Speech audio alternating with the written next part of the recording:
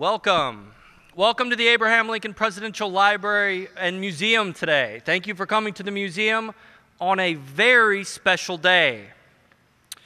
150 years ago today, Abraham Lincoln gave one of the most surprising presidential speeches in American history. After 4 years of bloodshed, it looked like the Civil War was coming to an end. It looked like the Union would be victorious. And Abraham Lincoln had been elected to a second term.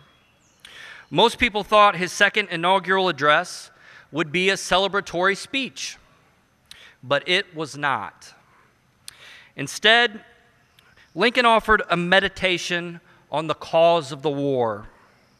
He talked about the role God played in the war. Why had it lasted so long, and why was there so much suffering? Lincoln's answers were startling to many. In Lincoln's mind, slavery was the cause of the war. And because both sides, North and South, had perpetuated the institution for 250 years, the Almighty saw to it that both sides would suffer through the horrors of civil war. It was the shortest inaugural speech in American history. But Lincoln said more about America's greatest tragedy than perhaps anyone of his generation. Today, the concluding words of this speech are etched on the walls of the Lincoln Memorial in Washington, D.C. Lincoln's undying words were meant to be read aloud, and they were meant to be heard aloud. Today, on the 150th anniversary of one of his greatest speeches, library and museum staff, volunteers, students, and museum guests have volunteered to do just that.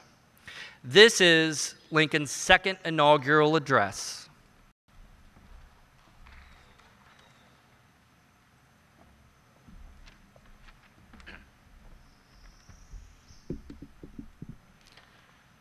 At this second appearing to take the oath of the presidential office, there is less occasion for an extended address than there was at the first. Then a statement, somewhat in detail of a course to be pursued, seemed fitting and proper. Now at the first exploration of 4 years during which public declarations have been constantly called forth on every point and phrase of the great contest, which still absorb the attention and engrosses the energies of the nation, little that is new could be presented. The progress of our arms, upon which all else chiefly depends, is as well known to the public as to myself, and it is, I trust, reasonably satisfactory and encouraging to all. With high hope for the future, no prediction in regard to it is ventured. On the occasion corresponding to this 4 years, all thoughts were anxiously directed to an impending civil war. All dreaded it, all sought to avert it.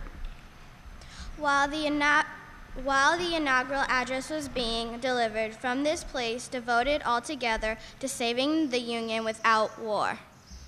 Insurgent agents were in the city seeking to destroy it without war, to dissolve the Union and divide effects by negotiation. Both parties deprecated war, but one of them would make war rather than let the nation survive, and the other would accept war rather than let it perish, and the war came. 1/8 of the whole population were colored slaves, not distributed generally over the Union, but localized in the southern part of it. These slaves constituted a particular and powerful interest. All knew that this interest was somehow the cause of the war.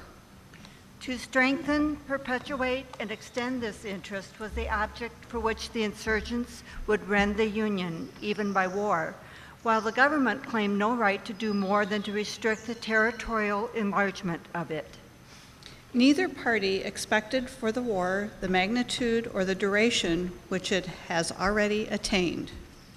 Neither anticipated that the cause of the conflict might cease with, or even before, the conflict itself should cease.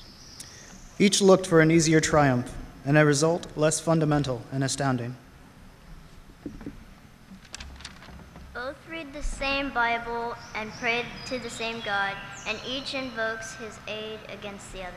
It may seem strange that any men should dare to ask a just God's assistance in wringing their bread from the sweat of other men's faces, but let us judge not that we be not judged.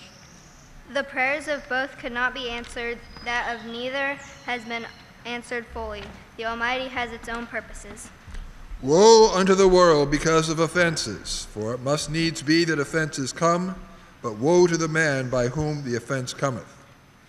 If we shall suppose that American slavery is one of those offenses which, in the providence of God, must needs come, but which, having continued through his appointed time, he now wills to remove, and that he gives to both North and South this terrible war, as the woe due to those by whom the offense came, shall we discern therein any departure from those divine attributes which the believers in a living God always ascribe to him.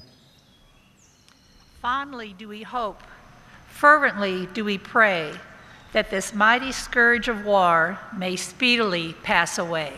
Yet if God wills that it continue until all the wealth piled on the bondman's 250 of required toil shall be sunk. And until every drop of blood drawn with the lash shall be paid by another drawn with the sword, as was said 3,000 years ago, so still must it be said, the judgments of the Lord are true and righteous altogether. With malice towards none, with charity for all, with firmness in the right, as God gives us to see the right, let us strive on to finish the work we are in. To bind up the nation's wounds, to care for him who shall have borne the battle, and for his widow and his orphan, to do all that which may achieve and cherish a just and lasting peace among ourselves and with all nations.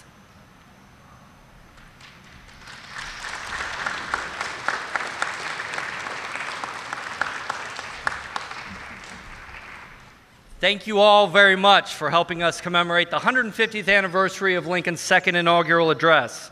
I encourage you, before you leave, to view our temporary exhibit, Undying Words. It highlights 5 of Lincoln's most well-known speeches and documents. The second inaugural is one of those. I will stick around the plaza. If you have questions about this speech, I'm happy to talk with you. Thank you again, and enjoy the rest of your day.